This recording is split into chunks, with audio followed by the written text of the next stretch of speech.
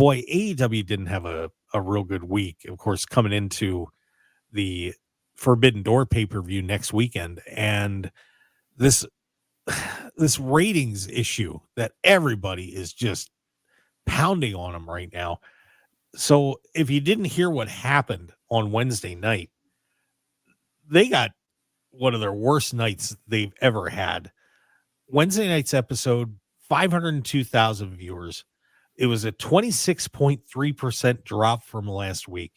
Third lowest audience total in the history of the show. Lowest Dynamite ever had on a Wednesday night.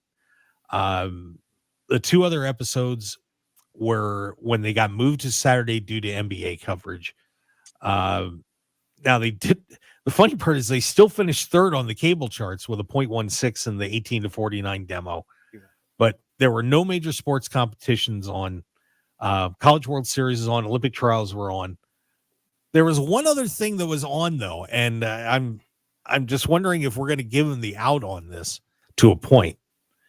That Kendrick Lamar concert was streaming on Amazon. Is that an excuse, guys? Was that enough of a pull on Juneteenth to take a chunk out of the demo and hurt them enough? Or do we really have a concern? I mean, I imagine it's probably going to bounce back next week, but still, that's a rough day. The biggest challenge I see when we look at ratings now is how much do then they incorporate the overnight watching on digital streams. You know, if they recorded it on their devices, they went back. I think it was here if it was DirecTV or Xfinity, like you can watch it after it airs almost immediately. So it's sort of like, well, what about those numbers too? Because I think that's relevant. You know, so if it was whether it was Kendrick Lamar or hey, I have a day off and I'm enjoying the day. And I'll pick back up when I come home later that night or whatever it may be, you know, how much of an impact does that have that then we could capture later on if we got those digital numbers? We're not that great in America on capturing that. England does really well on that. But AEW keeps having these slips and slides, and they need something to spread their odds a little bit better than they have been. I really enjoy their product. I really like a lot of the stuff that they're doing right now. But then you have like these moments where there's still cracks in the veneer. But like I think it's a mistake to do Forbidden Door this weekend, and 2 months later they're going to go back to Wembley. I think they oversaturate a market to death, and I'm a little bit worried about what they're doing next. Jason, what do you think about this? You know, I kind of have to agree with Phil. The oversaturation. I think that there's just too much. It's too much too soon. You've got to kind of, if you really want to pull, you've got to spread it out a little bit better.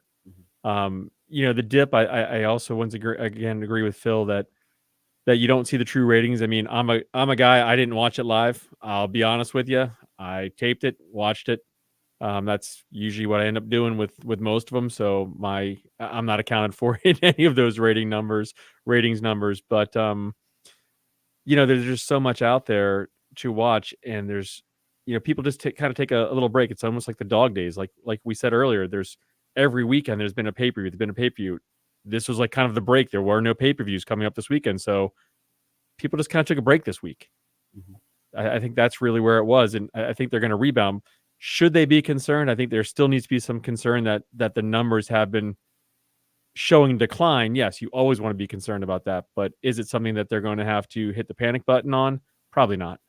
Yeah, there was another interesting statistic that was in this article that I was just looking at, that and bear with for 1 second, that it was the 31st straight week that Dynamite had declined year over year in total viewers, which, you know, obviously that's not a good trend either.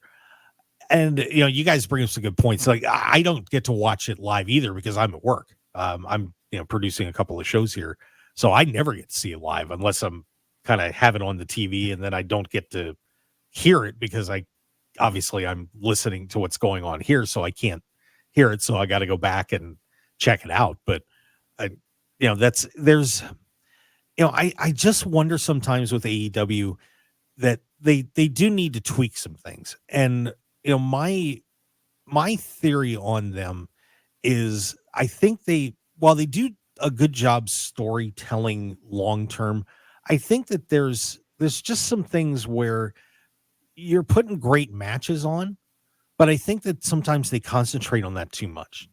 If you guys know what I mean, that you, every week you have on Dynamite, especially, you've got a lot of great matches, but there's not a lot of big story behind some of these great matches. You'll put together a dream match, like when they had Edge and Suzuki, for example, and it's like, oh, we're gonna have this big match, but a lot of people, the casual viewer, doesn't know why this is a big match, and when you don't put anything behind it, it doesn't have the significance, so therefore it doesn't have the draw. And Phil, you know this, especially being in the business, that if you don't have a story behind a match, it doesn't have the impact, and it's not going to get a fan emotionally involved in it, and they're not going to be excited, which means you're not going to sell as many tickets, and you're not going to get the eyes on it as much as you would when somebody is emotionally invested in it. And that's the same as anywhere in the entertainment industry with a movie or a TV show. If it's just, if I make a TV show, that's great. But if I don't have something behind it that is getting people to really want to watch it, I mean, I can have the greatest one-shot episode of a TV show, but if I don't have 7 other chapters leading up to that great episode, what's the point? So, I mean, Phil, what do you think of that? Do you think that's a problem that AEW has? You're right. Like what you said is it's like they're their own contradiction, because they have some great long-term stuff, and then they do a lot of this ooh-ah, but not ooh-ah wah. So people will talk about, they do this very quick sort of like, you're going to have this killer dream match that you didn't know you really wanted to see next week. Okay, well, that might be an appeal, but what else is getting them to then want to come back? What's the emotional connection? You're absolutely right in that. And again, I like the product. I want to see it succeed, but they're also dealing with a roster that's bloated. I don't know if they have a long-term plan or direction, but a lot of their stuff is pretty shotgun. I think this is sort of a long time thing for me. I hated how they introduced Kenny Omega. Because in my mind, Kenny Omega, tremendous athlete around the world. He is known. In the United States, he isn't. I wish they had brought him in differently to build him up to have become the guy versus, well, I'm already here and I'm the guy. And that, because to me, that's been representative of a lot of the stuff they've done in AEW. Somebody comes in, hey, look, I'm the guy. And 2 weeks later, you don't see them for 3 more months. That happens a lot with the Japanese wrestlers that they bring in too. It's like when these guys are a big deal in Japan, and it's okay, Phil. Nobody saw that. Nobody saw that. Not on this end. But they'll bring a lot of these Japanese wrestlers in, and a smart fan knows who they are, right? Someone who follows it very deeply. But a casual fan, one you're trying to bring in, may not know who Okada is. They don't know some of these guys.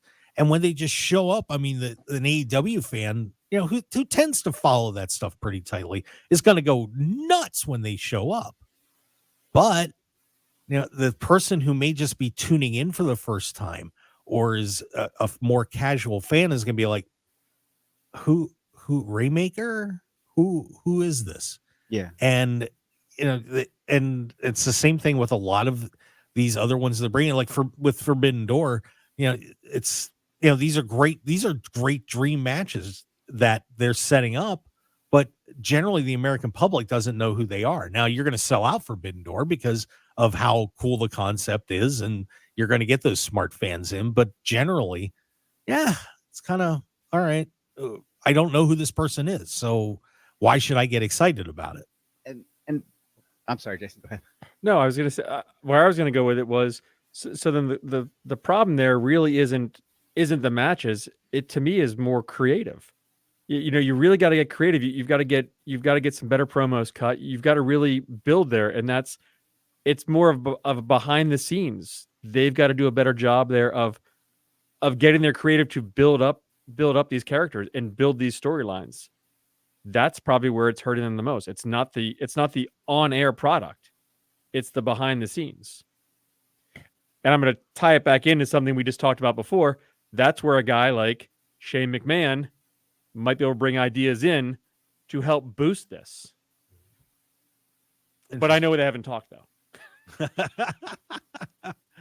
Yeah, it's very intriguing. Listen, I think their numbers are going to go back up, but there has been some dwindling there. And the other part that I had discussed about was that they're doing a lot of things that I think are hurting them in terms of family, being more family friendly. A lot of blood and a lot of some, just if you just look back at the Anarchy in the Arena match, where Jack Perry got lit on fire and Darby Allin was hanging upside down for 10 minutes.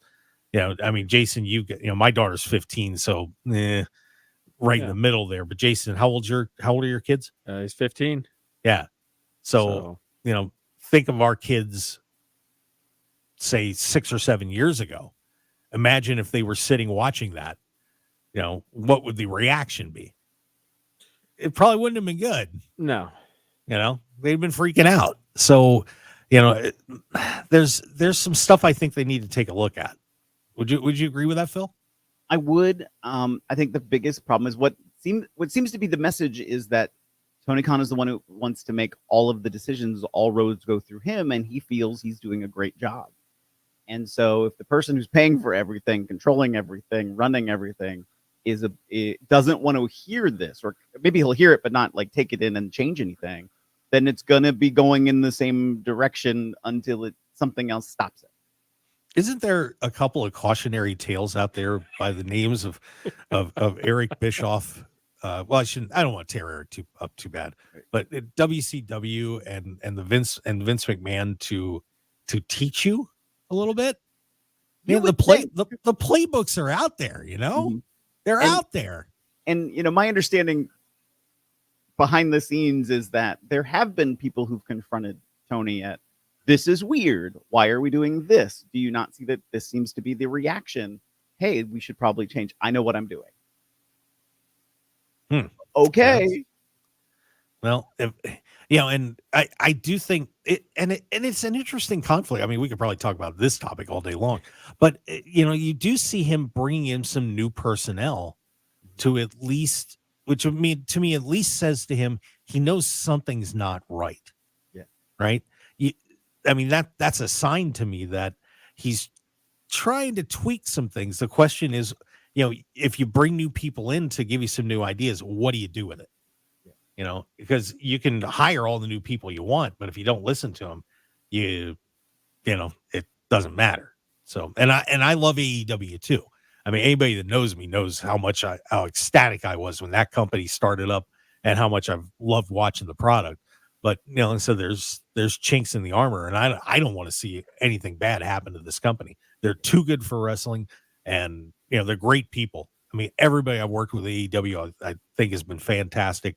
And, the performers are awesome. So let's just hope things are okay.